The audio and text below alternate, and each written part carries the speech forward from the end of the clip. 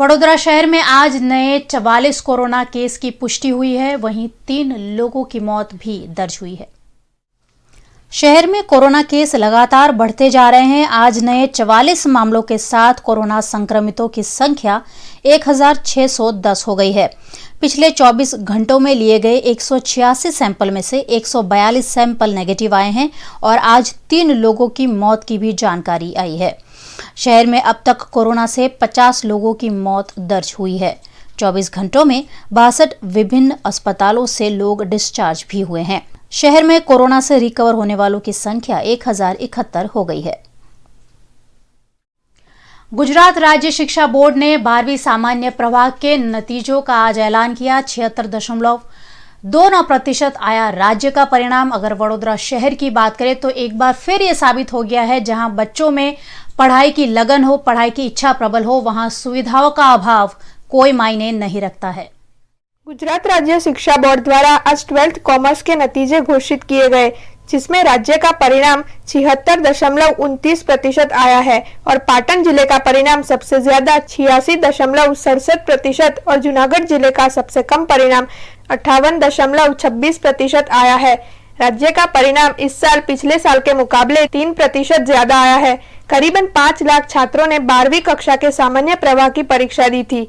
वडोदरा जिला का परिणाम 71.3% आया है। छोटा उदेपुर जिले का परिणाम 72.81%, पंचमहाल का 64.76%, दाहोद का 69.53%, भरूच का 69.3%, नर्मदा जिले का परिणाम 71.13% और महिसागर जिले का परिणाम 77.44% आया है। वडोदरा जिले में 23 छात्रों ने A1, 244 छात्रों ने A2, 1346 छात्रों ने B1, 2526 छात्रों ने B2, 3429 छात्रों ने C1, 2537 छात्रों ने C2, 276 छात्रों ने D और 14 छात्रों ने E1 ग्रेड प्राप्त किया है। आज घोषित हुए 12th कॉमर्स के परिणामों में वारसिया रिंग रोड की गुरुकुल स्कूल के छात्रों ने बेहतरीन परफॉर्मेंस दिया है, जिसमें दिव्या परमार ने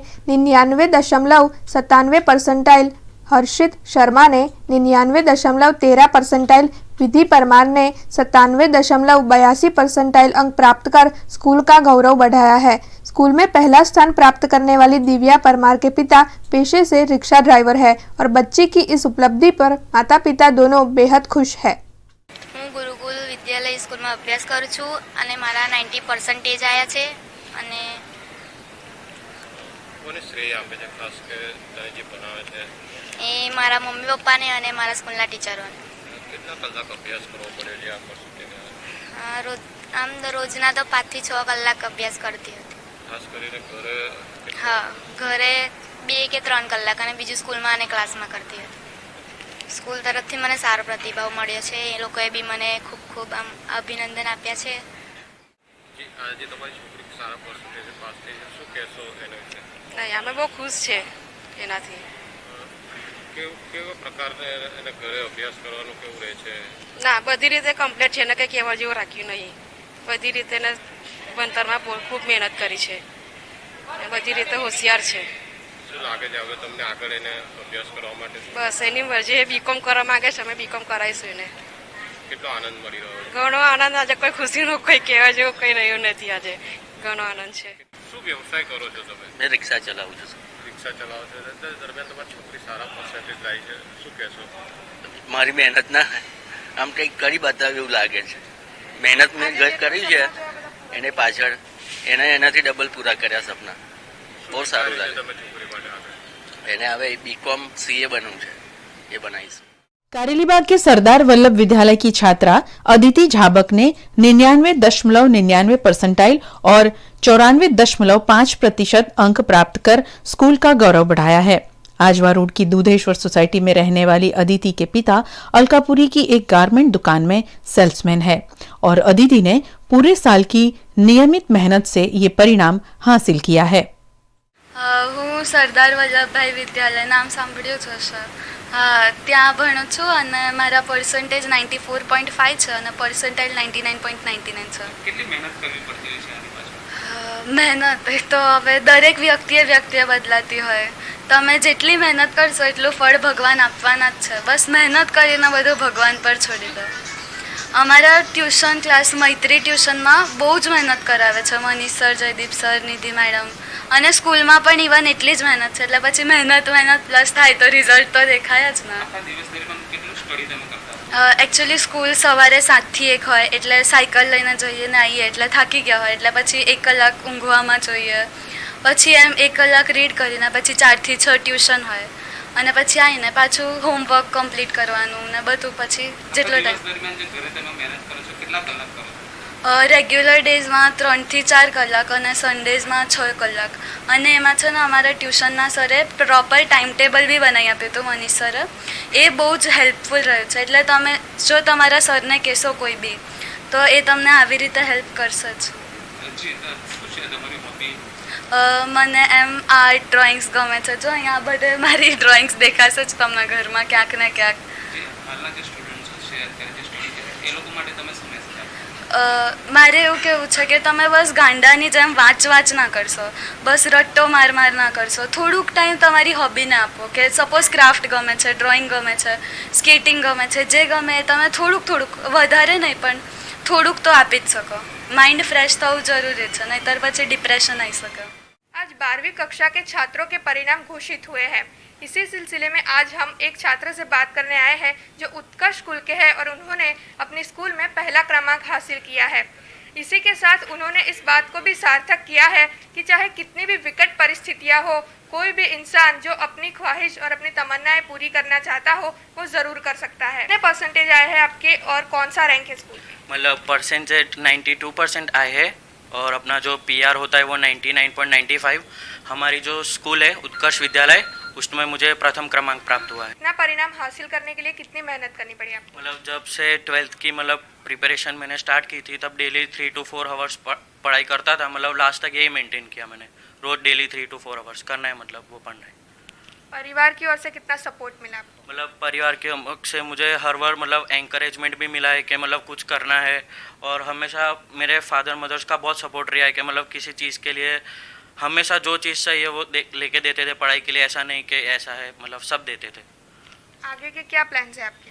आगे में मेरा भाई CA कर रहा है और मैं भी CA करना चाहता हूँ. मेरे पापा एक बिजनेसमैन है, मतलब नीचे हमारी छोटी सी भाड़े की दुकान है अगरबत्ती की, वो चलाते हैं. मतलब मैं ऐसा चाहता हूँ कि इतने साल मेरे पापा ने मेहनत करी है, हमको मतलब हर सुविधाएं दी है, इतना पढ़ाया है, तो अब मैं CA बन के मतलब कुछ इतना कमा सकूँ, इतना सब कर सकूँ ना कि अब मेरे पापा को आगे जाके मतलब ज़्यादा मतलब हार्ड वर्क वो सब ना करना पड़े. अब बात करते हैं इस छात्र के अभिभावक से. आपके बेटे का इतना अच्छा परिणाम आया है, इस बारे में क्या कहना चाहते हैं आप? हाँ मैडम, उसमें ऐसा है कि मेरा जो लड़का है अच्छी तरह से मेहनत करता है और पढ़ाई पे पूरी ध्यान रखता था. और 12वीं के रिजल्ट में स्कूल से जो भी उसने रजा पाड़ी थी, जिस दिन स्कूल नहीं गया था उस दिन उसने घर पे बहुत अच्छी तरीक़ा से मेहनत की थी. और मैंने उनको पूरा सहयोग दिया था कि आप पढ़ने में पूरा ध्यान रखो, पढ़ोगे और कुछ बन जाओगे तो लाइफ बन जाएगी. हम जो जिस तरह परिस्थिति से हम गुजर रहे हैं इस परिस्थिति से आपको नहीं गुजरना पड़ेगा. मैंने यहाँ पे जिस जगह में बैठा हूँ अभी, यहाँ 17 साल मैंने फुटवेयर का बिजनेस चलाया है.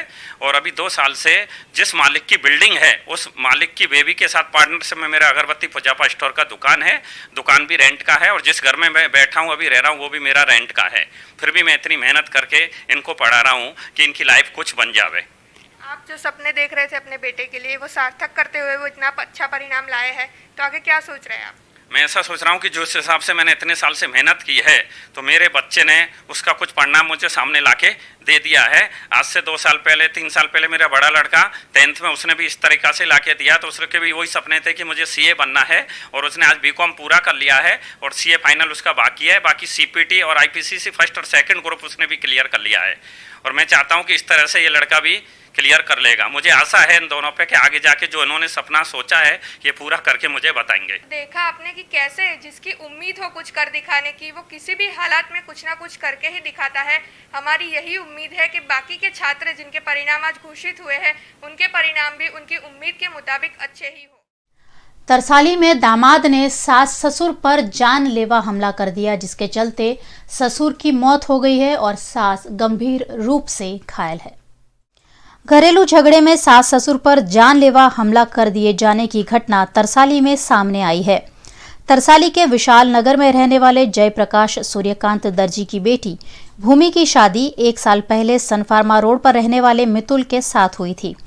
लेकिन मितुल के साथ अनबन के चलते भूमि शादी के बाद भी अपने माता पिता के पास रह रही थी, जिससे आक्रोशित दामाद ने चाकू से सास ससुर पर निर्मम वार करते हुए ससुर को मौत के घाट उतार दिया, जबकि सास गंभीर रूप से घायल हुई है। घटना की जानकारी पाकर मौके पर पहुंची पुलिस ने फौरन हत्यारे दामाद मितुल को गिरफ्तार कर लिया। आज तरसाली विस्ताરમાં એક પુનઃ બનાવ બનેલ છે। આ એક ઘરના ફેમિલી મેટરના બનાવ છે, જેમાં જમાઈએ એની સસરાની ખૂન કરેલ છે। આ બાબતમાં પોલીસની હાલ સુધી જે તાત્કાલિક વિગત જાણવા મળેલ છે એ જમાઈ અને એની બીવીને એક બાળકોની જન્મ થયેલ હતો અને જ્યારથી જન્મ થયેલ હતો ત્યારથી એની બીવી પિયર પક્ષને ત્યાં હતી અને એના હિસાબે અને ભૂતકાળમાં પણ આ બંનેના વચ્ચે સસરા અને જમાઈએ બંને ઘરના વચ્ચે કંઈક પ્રોબ્લેમેટિક સિચ્યુએશન હતી અને તે અનુસંધાને આજે જમાઈ એની બીવી અને એની જે બાળક છે એની મળવા આવેલા હતા અને તે જ વખતે એની સસરા સાથે એની કંઈ બોલાચાલી થઈ અને આ બોલાચાલી દરમિયાન એ જમાઈએ પોતાની પાસે રાખેલા ચક્કુથી એની સસરા અને સાસ બંનેની ઉપર ચક્કુથી હુમલો કર્યો, જેમાં સસરાની જગ્યા ઉપર મૃત્યુ પામેલ છે અને સાસ હાલમાં હોસ્પિટલમાં સારવાર હેઠળ છે। સાહેબ, આરોપીની ધરપકડ થઈ ગઈ છે? આરોપીની તરત જ આરોપી પોલીસને પકડાયેલ છે અને આરોપી હાલમાં પોલીસની કસ્ટડીમાં છે। आने वाले दिनों में शहर में बढ़ सकता है कोरोना संक्रमण, ऐसे में प्रशासन तैयारियों में जुट गया है। बड़ोदरा शहर में कोरोना वायरस संक्रमितों की संख्या लगातार बढ़ रही है। ऐसे में आने वाले समय में इलाज के लिए और अस्पतालों और बेड की जरूरत पड़ सकती है। इस जरूरत को ध्यान में रखते हुए ओएसडी डॉक्टर विनोद राव ने गोत्री के जीएमईआरएस हॉस्पिटल के अधिकारियों के साथ म्युनिसिपल कमिश्नर नलिन उपाध्याय की उपस्थिति में बैठक करते हुए गोत्री अस्पताल के 4थे माले पर 120 बेड की फैसिलिटी 1 सप्ताह में शुरू किए जाने की तैयारी दिखाई है।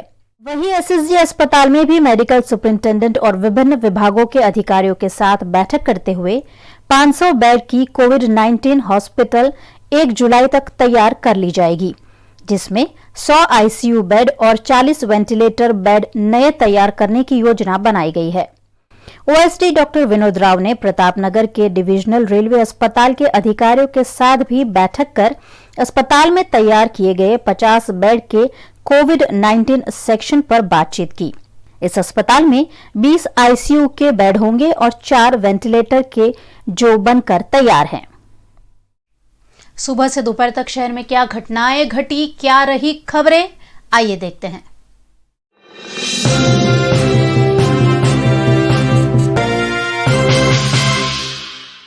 सुशांत सिंह राजपूत एक बेहतरीन कलाकार, हर किरदार में अपने आप को फिट करने वाला कलाकार, और ऐसी फिल्में उन्होंने दी जो हमेशा लोगों को मोटिवेट करती रही।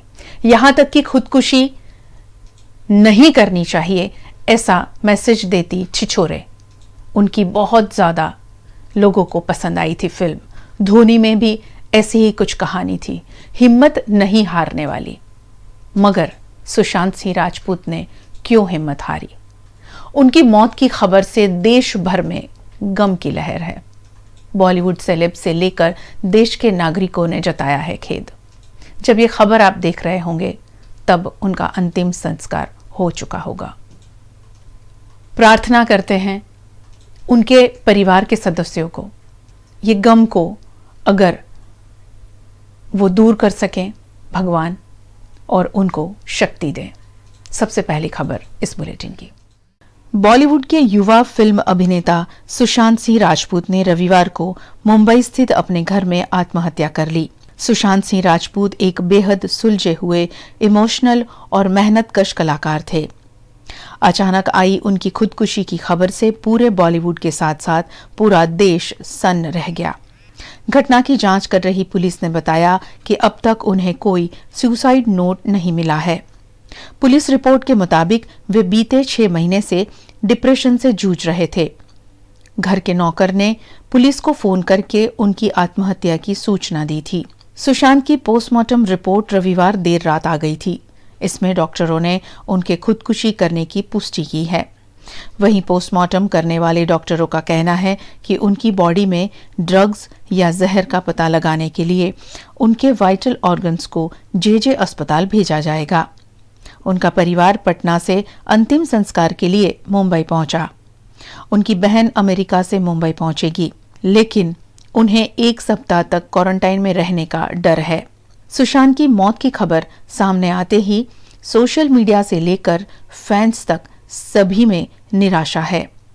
लोग हिंदी सिनेमा के इस उभरते हुए कलाकार के अचानक जाने से हैरान हैं। छोटे पर्दे से करियर की शुरुआत करने वाले सुशांत के कई बड़े सपने थे। यही सपने सुशांत को फिल्मों में भी लेकर आए। सुशांत ने धोनी, कायपोचे, पीके, केदारनाथ और छिछोरे जैसी कई फिल्मों में अपनी बेहतरीन अदाकारी दिखाई थी। इससे पहले वे पवित्र रिश्ता जैसी सुपरहिट डेली शॉप में भी काम कर चुके हैं।